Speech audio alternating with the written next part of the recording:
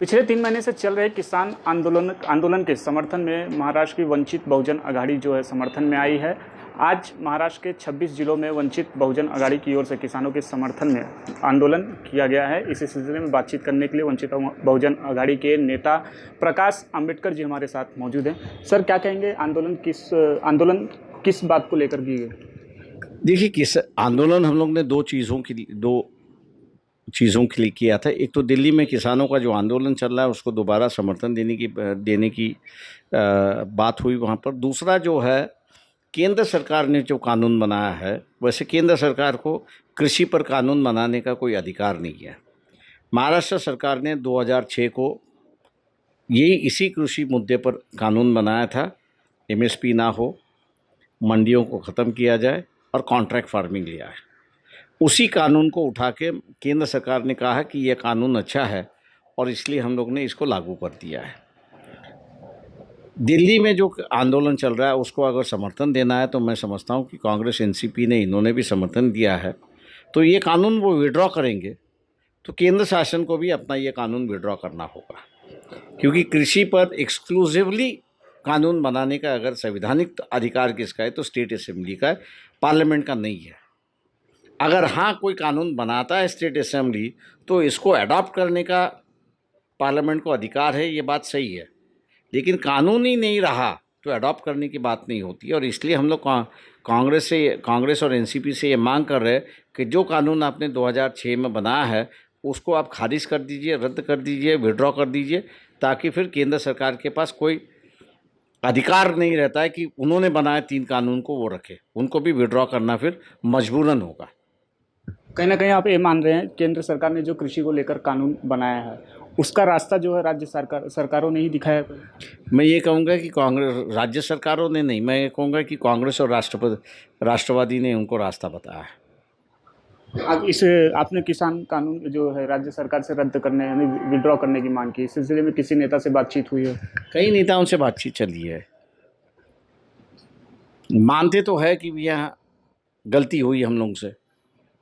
हम लोग यही कह रहे हैं कि उस गलती को सुधार दो, विड्रॉ करके सुधार दो, लेकिन फिलहाल अभी तक उन्होंने विड्रॉ करने की कोई कमिटमेंट नहीं की है। अगर विड्रॉ नहीं किया जाता है तो वीबीए का अगला कदम क्या होगा इस मुद्दे पर? देखिए, हम लोग अभी जो है वो ये 26-27 ज़िले जो है, इस ज़िले के हर जिला परिषद वार्ड जो है, विभाग जो है, उसमें हम लोग एक मीटिंग ले रहे हैं और इस कानून की पूरी तरह से किसानों के साथ में बैठ के चर्चा कर रहे हैं। हमको उम्मीद है कि अगले महीने तक हम लोग किसानों के पास सही मायने में दिल्ली के आंदोलन के किसानों की क्या मांग है, ये क्यों आए, इसका जनक कौन है, ये लोगों तक पहुंचेगा और उम्मीद करते हैं कि किसान अपने आप उठ के खड़ा होगा और महाराष्ट्र सरकार को कहेगा कि इस कानून को आप विड्रॉ कर लीजिए।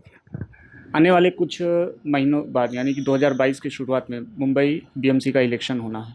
ऐसे में वंचित बहुजन अघाड़ी की क्या प्लानिंग है? क्या पार्टी अकेला चुनाव लड़ेगी या फिर किसी के साथ गठबंधन करेगी?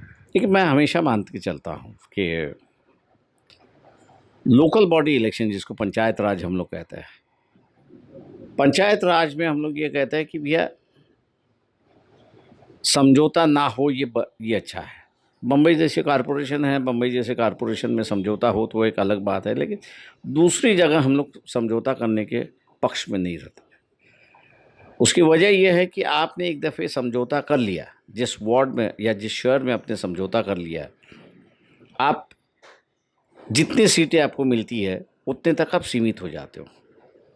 बाकी के इलाके में आपकी जो पार्टी के साथ में समर्थक है, कार्यकर्ता है, ये पार्टी छोड़ के चले जाते हैं, क्योंकि उनको लगता है कि उन्होंने जो 5 साल अपने खर्च किए हैं पार्टी के लिए, लोगों के लिए, और अपना एक इमेज बनाने की वक्त जब आती है तो पार्टी हमको छोड़ देती है। और इसलिए कांग्रेस की हालत देखिए, शिवसेना की हालत देखिए, बीजेपी की हालत देखिए, एनसीपी की हालत देखिए।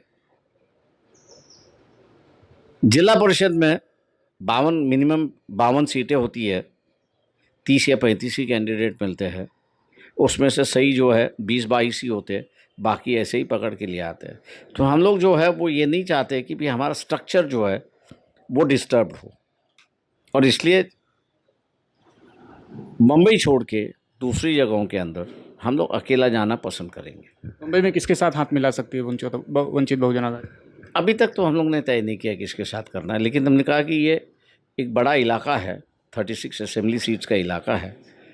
जिला परिषद के अंदर जो है या नगर पालिका अंदर जो है आधा असेंबली कॉन्स्टिट्यूंसी आती है, तो उसमें समझौता करने की हम लोग उचित नहीं समझते पार्टी के लिए। कुछ दिनों पहले आपने एक ट्वीट किया था वही प्रधानमंत्री नरेंद्र मोदी के इंजेक्शन को लेकर, उस क्या कहेंगे? मेरा ट्वीट जो था, मेरा इशारा था हिंदू ब्रिगेड पर था। जो हिंदू ब्रिगेड मोदी को हिंदू के नाम से पहचानती है, लेकिन उसी ब्रिगेड पर जो है मोदी विश्वास नहीं रख रहा है। अपनी जान माल की हिफाजत की बात आती है तो उन पर वो विश्वास नहीं रख रहा है, वो गैर हिंदुओं पे विश्वास रख रहा है। यही बात मुझे हिंदू ब्रिगेड के सामने ले आनी थी।